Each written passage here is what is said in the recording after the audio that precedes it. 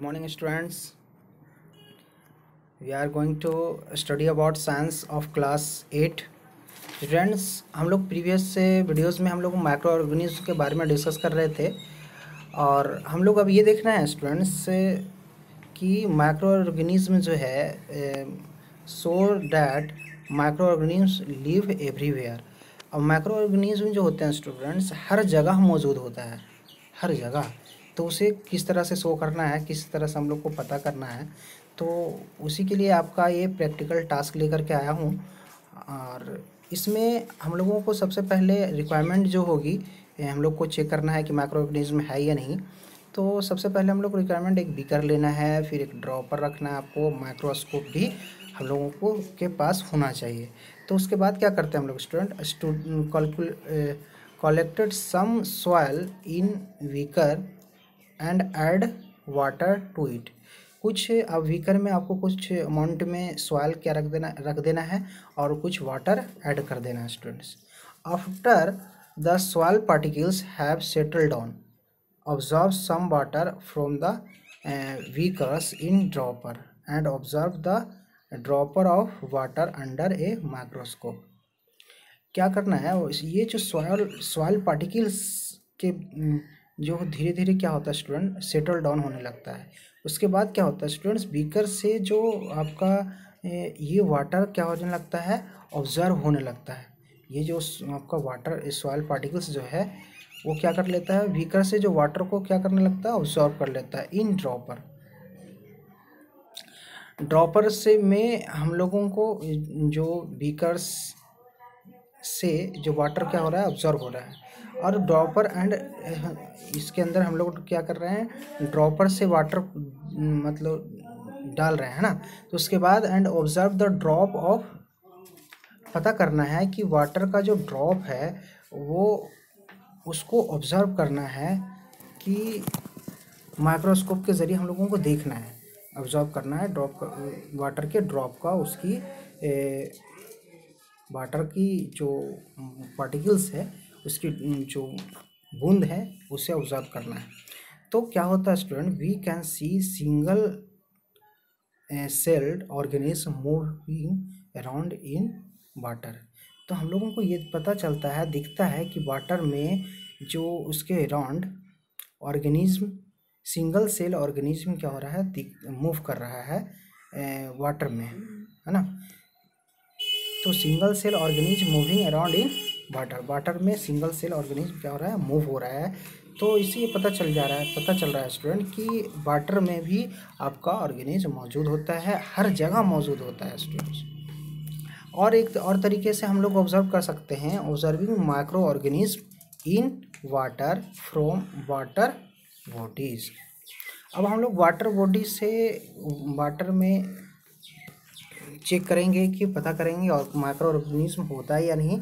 एक हम लोगों को पहले ये रिक्वायरमेंट होगी, मटेरियल रिक्वायर्ड होगी आपका ग्लास स्लाइड और माइक्रोस्कोप तो होना ही चाहिए। क्या करेंगे स्टूडेंट्स, इसका जो मेथड है, take few drops of water from a pond से कुछ वाटर का ड्रॉप्स क्या करना है, लेना है और spread it on the glass slide में क्या कर देना है, उसे फैला देना है। Observe the slide under the microscope, उसके बाद माइक्रोस्कोप के ज़रिए क्या करना है, उस स्लाइड को ऑब्जर्व करना है, देखना है। तो उसके बाद व्हाट हैपन, क्या होता है student, you will see tiny single cell organism floating about sweetly cross the length and breadth of the slide. तो क्या देखने को मिलता है स्टूडेंट कि छोटे छोटे सिंगल सेल का ऑर्गेनिज्म उसके ऊपर क्या कर रहा हो, फ्लोट कर रहा है, मतलब तैरता हुआ दिखता है स्टूडेंट। और ऐसा लगता है कि कोई लेंथ की तरफ, कोई लेंथ स्लाइड पे कोई लेंथ है के अकॉर्डिंग मूव कर रहा है, कोई स्लाइड के ब्रीथ के अकॉर्डिंग मूव कर रहा है। तो इससे हम लोगों को ये पता चलता है स्टूडेंट कि microorganism are various shape, और ये माइक्रो ऑर्गेनिज्म जो है अलग अलग शेप के भी होते हैं स्टूडेंट्स। तो हम लोगों को ये मेन चीज़ पढ़ना है कि where do microorganism live, मतलब माइक्रो ऑर्गेनिज्म जो है कहाँ रहता है। तो अभी भी मतलब हम लोगों ने ये प्रैक्टिकल के ज़रिए देखा कि ये हर जगह मौजूद होता है। इसका हैबिटेट कहाँ है, तो हैबिटेट तो देखे ऑलमोस्टली हर जगह मौजूद होता है। Micro organism live in almost any kind of environment. मतलब कहने का मतलब माइक्रो ऑर्गेनिज्म जो है हर तरह की इन्वायरमेंट में मौजूद होता है, रहता है। इन हॉट डिजर्ट, चाहे गर्मी का मौसम हो, या पोलर आइस कैप्स, चाहे ठंडा आइस का मौसम हो, ठंडा का मौसम हो, या साल्ट वाटर हो, या मर्सी लैंड्स हो, तो इनसाइड द अदर ऑर्गेनिज्म हो, या कुछ दूसरे के ऑर्गेनिज्म के अंदर हो। मतलब हर जगह हर इन्वायरमेंट में आपका माइक्रो ऑर्गेनिज्म मौजूद होता है स्टूडेंट्स।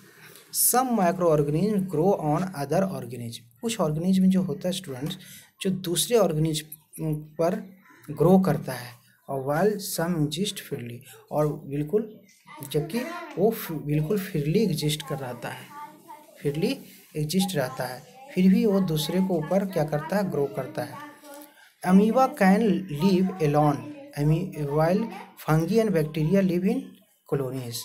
अमीबा जो होता है अकेला रहता है, अकेला रह सकता है स्टूडेंट्स, जबकि फंगी और बैक्टीरिया जो है कॉलोनी में रहता है, एक साथ मिल कर रहता है। They range in size from 0.2 to 100 microns, can only be seen with the aid of microscope. आपका इसका जो रेंज होता है स्टूडेंट साइज में, इसका रेंज होता है 0.2 माइक्रोन से लेकर के 100 माइक्रोन तक इसका रेंज होता है, जिससे हम लोग माइक्रोस्कोप के ज़रिए आसानी से देख सकते हैं। They can survive in all kinds of environment and temperature. ये जो होते हैं स्टूडेंट्स हर तरह के इन्वायरमेंट में, वातावरण में और टेम्परेचर में, मतलब ताप में सर्वाइव कर सकता है स्टूडेंट्स, रह सकता है। ड्यूरिंग अनफेवरेबल कंडीशन, अगर अनफेवरेबल कंडीशन में जब उसके अकॉर्डिंग अनुकूल आपका कंडीशन नहीं होता है, आपका स्थिति उसका अनुकूल उसका वातावरण नहीं होता है student, they enclose themselves in hard resistance covering. तो वो क्या करता है स्टूडेंट्स, हाई रेजिस्टेंस कवरिंग में अपने आप को हाई रेजिस्टेंस कवरिंग कर लेता है, जिससे हम लोग कास्ट करते हैं students. When favourable condition arise, जब फेवरेबल कंडीशन में अराइज होता है स्टूडेंट, तो यही कास्ट रैप्चर्स, ये टूट जाता है, और टूटने के बाद micro organism come out and multiply, और ये बाहर आ जाता है और एक दूसरे से मल्टीप्लाई होने लगता है। तो इस तरह से आपका माइक्रो ऑर्गेनिज्म इंक्रीज करता है। जैसे कि माइक्रो ऑर्गेनिज्म को कि आप कुछ फिगर को देख सकते हैं, इतने इस टाइप के माइक्रो ऑर्गेनिज्म होते हैं। ये जो जब इसके अकॉर्डिंग फेवरेबल कंडीशन में आपका इन्वायरमेंट नहीं होता है, तो ये एक तरह का कवरिंग रेजिस्टेंस बना लेता है, जिसे हम लोग कास्ट कहते हैं स्टूडेंट। और इसका फेवरेबल कंडीशन हुआ तो कास्ट रिमूव होता है, टूटता है, उसके बाद ये बाहर आकर के ये एक आपका मल्टीप्लाई होने लगता है। इस तरह से बड़ा होता आपका अपना इसकी जनसंख्या बढ़ती जाती है स्टूडेंट्स। कुछ माइक्रो ऑर्गेनिज्म की कुछ आपका स्ट्रक्चर है, आप देखिए, इस पर डिस्कस कीजिए। जैसे microstructure of microorganism, जैसे बैक्टीरिया, तो बैक्टीरिया कैसा होता है, उसकी स्ट्रक्चर कैसा होता है। Each bacterium is single cell with a cell wall and cytoplasm. एक बैक्टीरियम जो होता है सिंगल सेल का होता है स्टूडेंट, जो सेल वॉल और साइटोप्लाज्म के साथ होता है। There is no definite nucleus, इसके पास कोई डिफिनिट न्यूक्लियस नहीं होता है, but nuclear material is present, पर न्यूक्लियर मटेरियल जो क्या होता है, प्रेजेंट रहता है। इट कैन एग्जिस्ट एलोन, ये बिल्कुल अकेला होता है, अकेला एग्जिस्ट होता है। But sometimes it form the chains और ग्रुप, और कभी कभी ये चेन या ग्रुप भी फॉर्म बनाता है। Absorption of substance and excretion of waste take place through their cell walls, और ये अपने सब्सटेंस का कुछ सब्सटेंस को ऑब्जॉर्प्शन भी करता है स्टूडेंट्स, और वेस्टेड पार्टिकल्स को क्या करता है, एक्सक्रेशन भी बाहर निकाल देता है अपने सेल वॉल के ज़रिए। तो आपको बताया कि आपका ये बैक्टीरिया जो होता है एक सिंगल सेल का होता है, उसके अंदर से वो सेल वॉल से ढका हुआ रहता है, और सेल वॉल के अंदर आपको साइटोप्लाज्म होता है स्टूडेंट्स। तो आप देखिए कि ये बैक्टीरिया की कुछ डिफरेंट शेप है या उसकी स्ट्रक्चर है। जैसे आपका वैकीली है, जो आपका टाइफाइड फीवर रॉड शेप में होता है, जैसे आपका ये देख सकते हैं। ये आपका वैकीली है जो रॉड रॉड शेप में होता है। आपका कोकी है, कोकी जो आपका स्फेरिकल शेप बैक्टीरिया में होता है। आपका विब्रियो है जो आपका कैमा शेप में होता है, कॉमा शेप में, कॉमा हम लोग लगाते हैं, कॉमा शेप में होता है। आपका स्पाइरिला जो है वो आपका रॉड शेप या ट्विस्टिंग के फॉर्म में होता है, रॉड शेप लेकिन ट्विस्ट करता हुआ स्पाइरल के रूप में होता है उसका स्ट्रक्चर। तो वैकीली जो है स्टूडेंट, ये जो इसकी वजह से हम लोग को टाइफाइड फीवर होता है। आपका कोकी जो है उसकी वजह से हम लोग को थ्रोट सूखा, गला सूख जाता है, मतलब थ्रोट सोर थ्रोट होता है उसको डिजीज। और विब्रियो जो है उससे कोलरा होता है हम लोगों को, और स्पाइरिला जो है उससे स्पाइलिस की रोग डिजीज क्रिएट होता है।